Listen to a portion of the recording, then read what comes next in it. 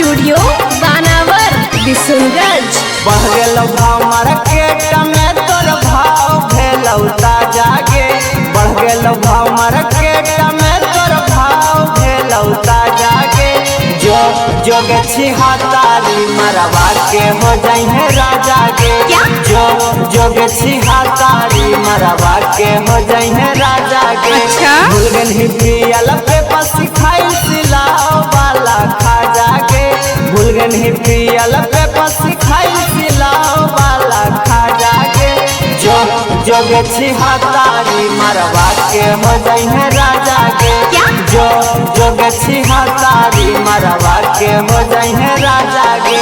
अच्छा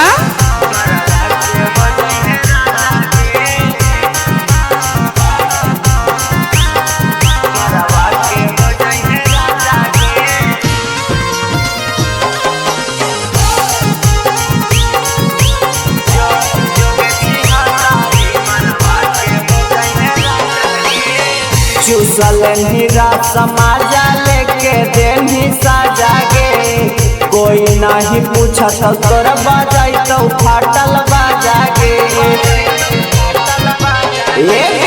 चूसल हीरा समाजा लेके देनी साजा गे।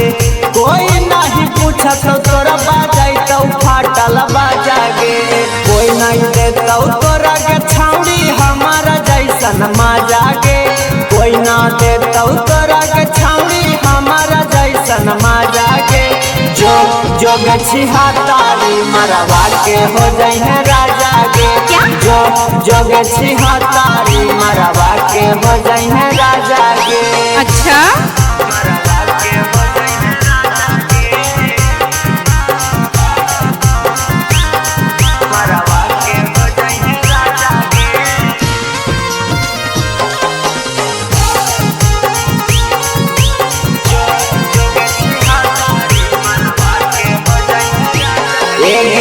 अभिजीत विकास के हानि तू दीवाना।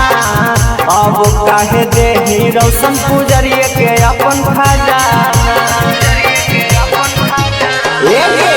अभिजीत विकास के हानि तू दीवाना। अब काहे देही रोशन पुजरिए के अपन खजाना। पवन पुजारी भी छोड़ दे तो छाउड़ी धरी के तोरा पांजा गे। पवन पुजारी भी छोड़ दे तो छाउड़ी धरी के तोरा पांजा गे। जो गे छिहत्तरी मरवा के हो जाई है राजा गे। जो गे छिहत्तरी मरवा के हो जाई है राजा गे। अच्छा।